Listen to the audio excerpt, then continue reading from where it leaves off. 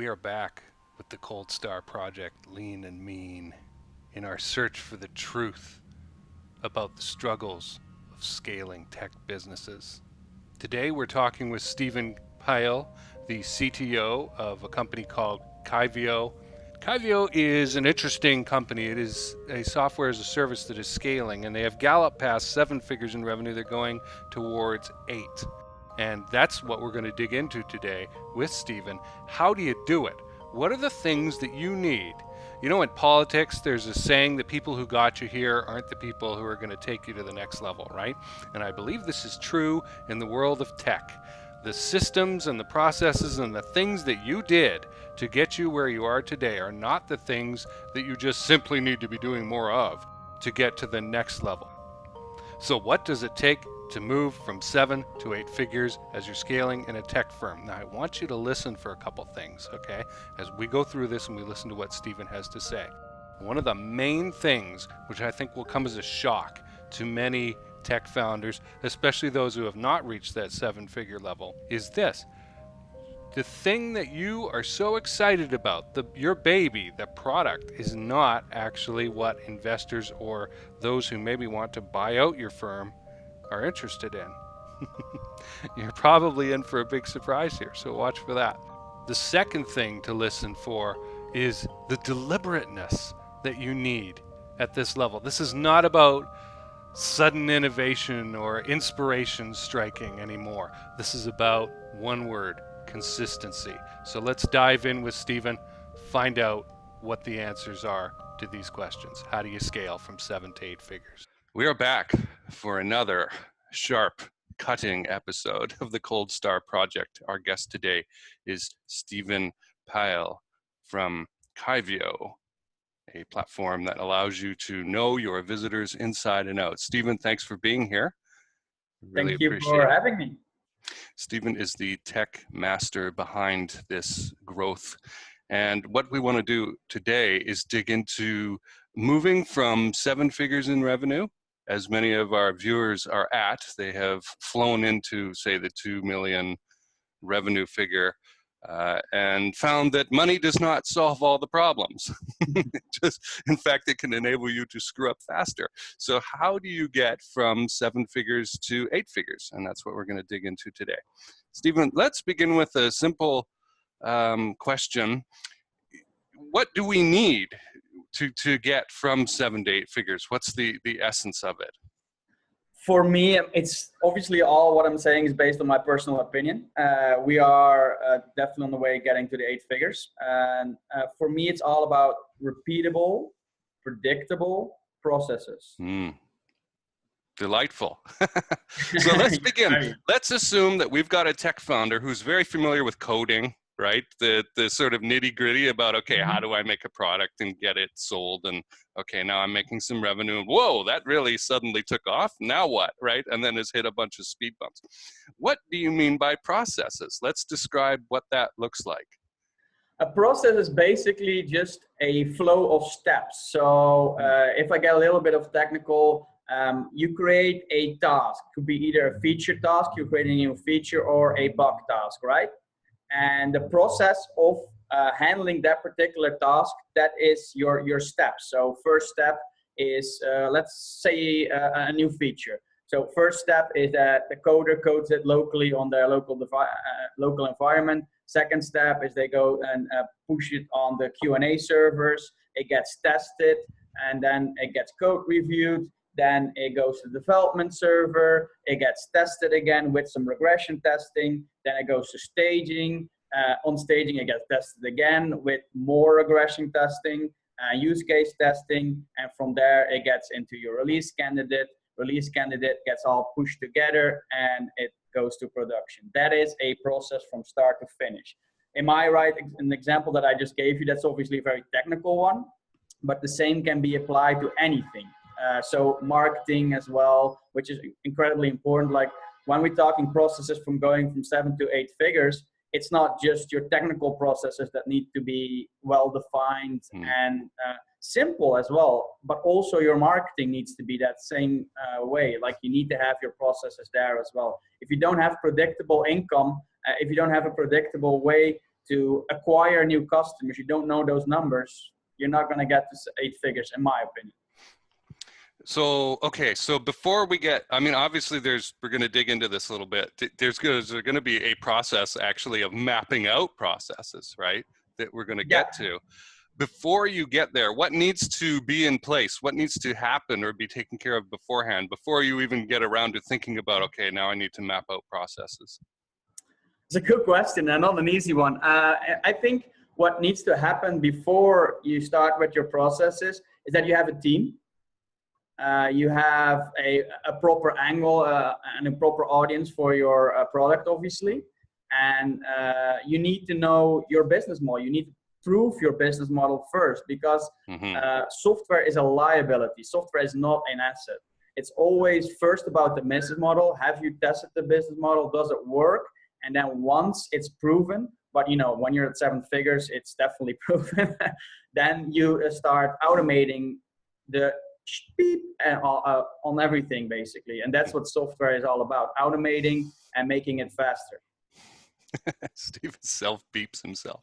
All right. I want to dig into what you said there about software being a liability. Can you explain more about what you mean by that? And are you talking about like apps and things like that you're buying to help you? Okay. As well, but also your own software. It's not an asset, it's a liability. No, well, there's exceptions always, but most of the companies that get bought out by another company, by Google or whatever, they don't buy you because of your software or the product you've created. They buy you because of your customer list, your email list, your everything around that, basically, your business model. That's what they're buying, not particularly technology. Yes, there's exceptions where some startups that are extremely high technology, where a big company like Google will buy you out for your technology, but still in those cases, they actually don't even buy that company for their technology that they already developed. They will buy you out to get your people, because obviously your people are very high quality, and that's why you buy you out. So I think that's really important there. Okay. So, and this is, I think, a topic that a lot of tech founders would be a little bit like they don't want to look at that, right? Because they came in to change the world and own the world, right? And make this solution, and they're really in love with that solution that they're making, right? But as you say, the customer list, which is a little niche market, right? Is the most valuable thing probably that you have, because it's leverageable.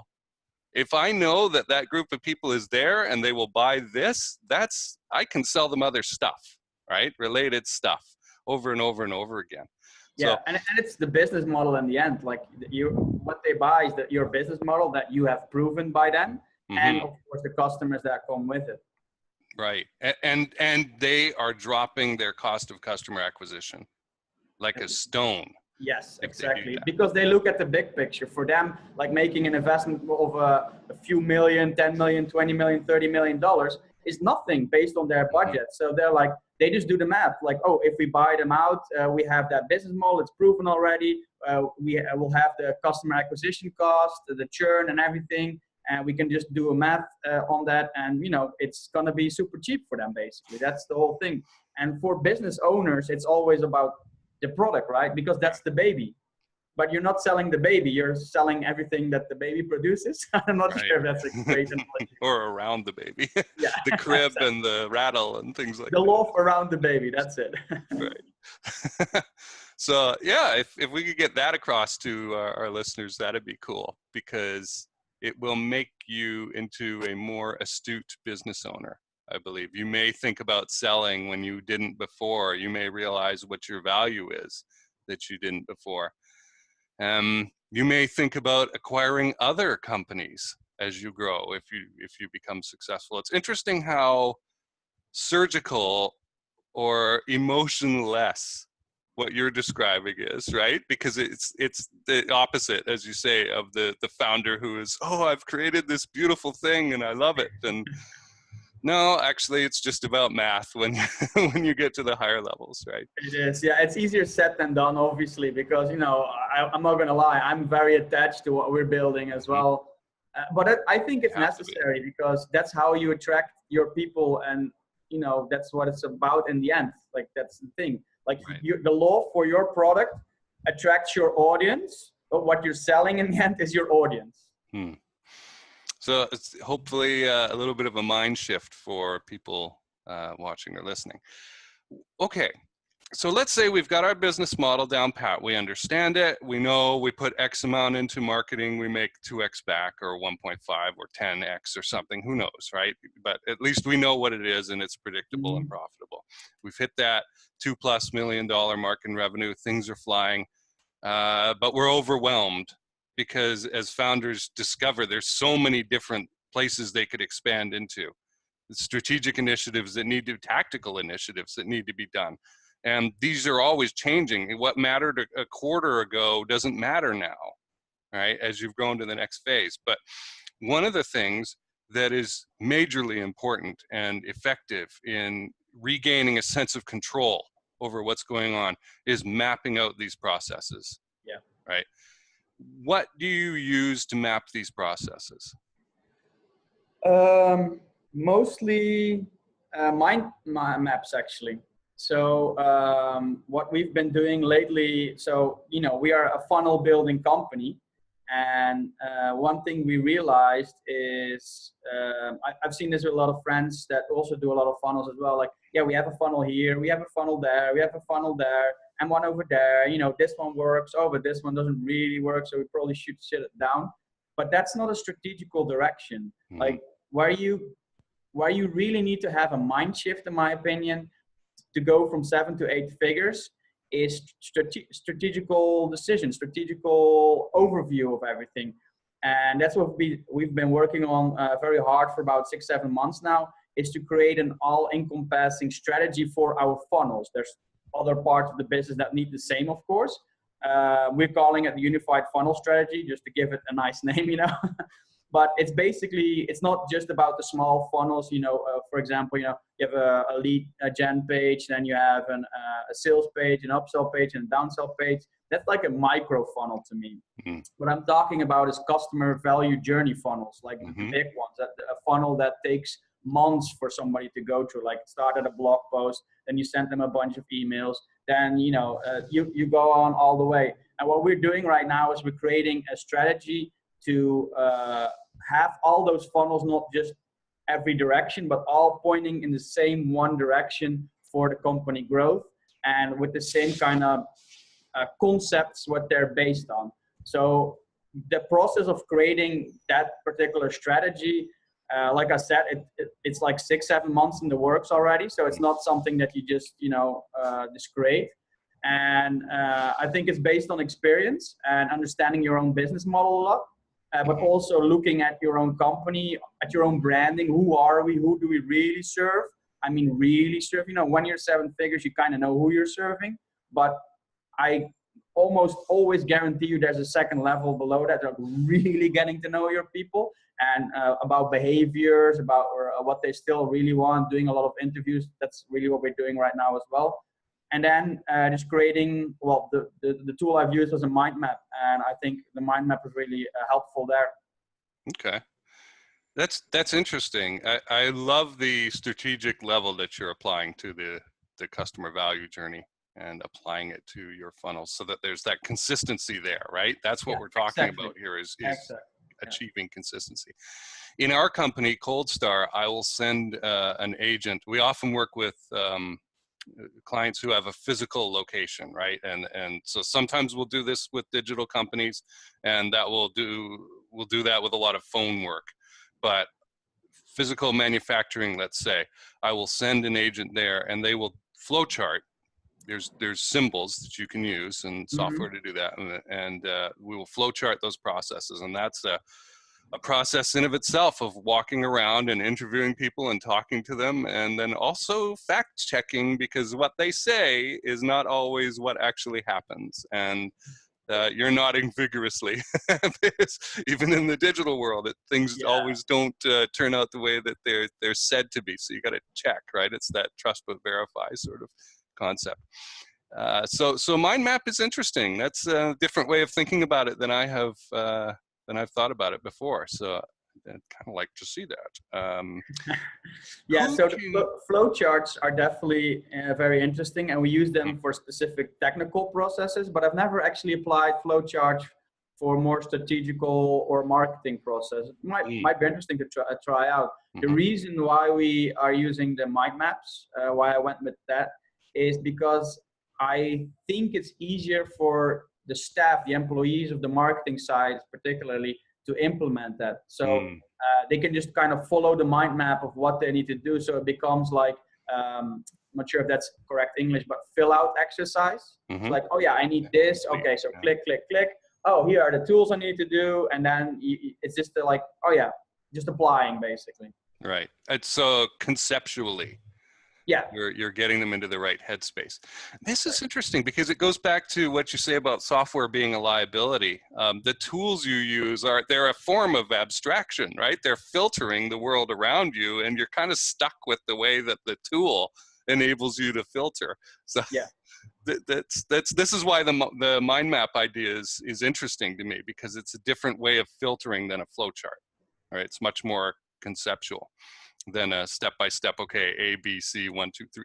And it looks less sciencey. It looks less complicated. It's less overwhelming for a non-technical person. Like, I love looking at flowcharts and they make sense to me. But a marketing person just goes like, what does all these weird thingies mean? I don't understand all this. So mind map is just way easier to understand in that kind of sense. Very cool. So who can we trust to do a good job of documenting these kinds of processes? Because it doesn't sound like just anybody. I mean, you know, in one of the things I've seen over the years many times is this idea that the worst programmer is the one that they get to do the documentation for it. Because his code is so bad, so yeah, let him make him do that. That's terrible. So who can we trust to do a good job of documenting this stuff? The business owner, and not particularly the owner of the business, but the person who owns that part of the business, who is responsible. So it definitely needs to be a higher level person. Like in this particular example I was giving before, I did it. As the CTO, I did it. And it was funny because my partner, he's actually really good at marketing and selling and stuff, but he's not as organized, not as process oriented as I am, because I'm a very logical thinker, right? And I needed, when I showed this to him, I think I needed to explain it like 2 or 3 times for him to fully understand the flow. And that's also a good test, you know, like actually on this very particular subject, I just had an event last weekend where I did a talk about this exact thing as well. And so at the end, I asked some friends, like, was it clear in the end? Because, you know, I know this is all just in my head, and for me, this is all like straightforward, but does it make sense when I explain it? And most of them, yeah, with the visuals, it really helped. So I did the same with my partner. I basically did like a mini presentation for him online, just with Zoom as well. And then he's like, oh yeah, now I start getting it. Now when I see it, now it all starts making sense and connecting. Okay. So yeah, definitely C-level people, or if you have a really good project manager, I think they should be able to do the same as well. Right. And people can also hire a cold star agent to come out. Or that. Okay. Now that we have the processes documented, they need to be enforced. And because if we get deviation, we don't have consistency, right? And then sometimes it works brilliantly and sometimes it falls down on its face. And I think we would all agree we would rather have something that works at 80% consistently than something that's 120%, 10% of the time, and 20%, 50% of the time, and the rest, maybe it's somewhere in between, right? So who should be enforcing these standards? Everybody. I think that's the only way to really enforce anything. There will always be a lot of repetition and repeating, enforcing it, and reminding people about it. But yeah, like for the technical parts, it should be lead developers, project managers most, but also senior developers. Like everybody should remind everybody all the time, because it needs to become a habit basically to go there, right? And so without stigmatizing too much, it also depends on what kind of people you have in your company. And I'm actually going an opposite direction. Like if you have a lot of high level thinkers, like really smart people that think on their own, they actually might not be the best people for like following instructions that closely, because they start adding their own kind of a little bit of salt, a little bit of pepper. And like I do that, like I never really follow the instruction. I always have to add my own stuff, which is not always the best thing, especially not when you're just starting with a new process or whatever. And you know, there's other people that often are cheaper as well, that are always this, every time they start their computer and do a particular task, like for example, marketing, content marketing, or just, you know, they go through the process. They start their task, they go to your intranet, and they open up your SOPs, and they just go step one. They do what step one does, and they go step two, step three, etc., etc. And then you actually get the real predictable, repeatable outcomes from your SOPs. And if you have all the smart people like, oh no, I'm going to try something here, I'm going to try something there, you know, it's then you won't get those predictable outcomes, which are really important in my opinion. And yes, there's a time to test, to experiment, but you have to also plan the experiment. You have to know when the experiment starts and what you're going to do. Create a hypothesis. Like my English sucks, sorry. But you know, and then see what happens. And if it improves, yeah, sure, change the SOPs. But don't just do that out of the blue, basically. Right. So what I'm hearing is build it into your company culture. Yes. That, look, this is where we refer to. It's over there. Everybody knows. And we do need to check through. You can use software. There's project management software that can map out these things. And okay, now I have to check off that I did this, and it's documented that I did it, and I'm responsible for it. And with dependencies as well, I can't proceed to step 2 unless I've done step 1. So this problem has been solved. You can go get software to do this. Now, I like what you brought up about different kinds of people. A behavioral profiling system like DISC or Myers-Briggs or something will show up who is what. And then you can kind of maybe hire accordingly, or at least know what you've got, right? Here are the cards in my hand, right, that I can play. And okay, this guy he's a high I maybe in the DISC profile, and he's just not going to follow the rules and come up with his own ideas. And okay, I know this. So either I really have to stand over him and make sure that he's conforming, or what I would rather do is bottle that creativity somehow and say, okay, you know, let's give you the playground to play in, but let's define it, as you say. That's, you know, between 2 and 3 o'clock, you're going to be working on your own stuff, or spend some time and work on what you believe is innovative, or maybe you come up with a different series of steps in the process, but at least write down what you're doing. And that's key, right? You don't want to blow past it, get a good result, and then go, okay, how did you do it? Well, I don't know. Right? I just did it. Oh dear, we didn't learn anything, right? So it's fine to have innovation. And in fact, there is a phrase that I've seen many times. Standard operating procedures or best practices are the enemy of innovation, right? You don't get anything new by playing in the same lanes, right? So there's room for everybody in an organization, but the key thing here is to measure, be clear about what you're doing, have most of the people, most of the time adhering to all the standards, and then just some of the time under very clear rules about, okay, at least map out what you did. Go and play and create something new. Yeah, there's nothing worse than having success but not knowing how you got there. Right. Like you're better off failing and knowing why you failed than having success and not knowing why you had success. Right. I mean, that defies the idea of consistency that we were looking for. That's the reason we're doing this in the first place, right? Mapping out our processes and trying to capture what makes us successful and repeat it and scale it. So let me ask a question here that is probably going to rattle a lot of our listeners, at least the answer to it, because they're so embedded in the thing that, again, like I was saying about the software colors your view of the world that you're using, right? The tools that you use. You start walking around with a hammer. Okay, yeah, I got the claw and I got the hammer, and now I'm going to look for things to beat on or pull nails out of or something. When should technology be applied? When is it best applied? After you've proven your business model, I think, because you know, like, yeah, it's going back, like software is a liability. It's not an asset. The asset you have assets you have are your people, your business model, and your SOPs. SOPs are a huge asset. If you wanna, like, some friends of mine, Empire Flippers, they do a lot of, not big businesses yet, like mid-range businesses.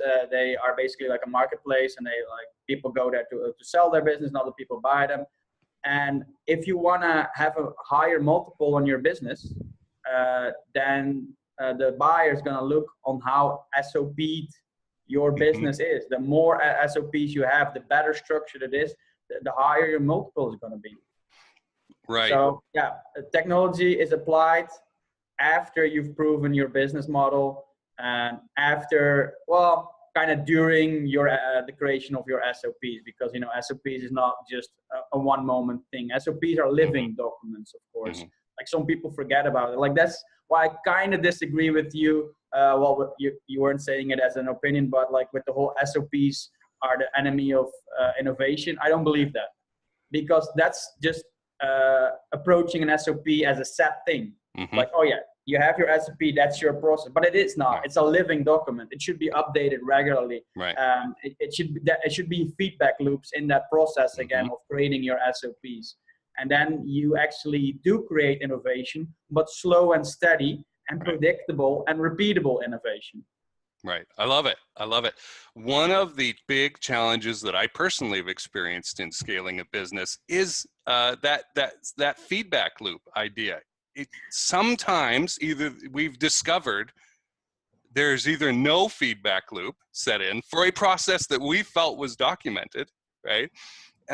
Or that the loop was so long, like we didn't discover there was a problem until 2 weeks later or a month later or something, right? What can people do to shorten that feedback loop and ensure that it's plugged in there? It's a difficult thing. Honestly, I don't think I have a real cut answer there, because it's something we struggle with as well.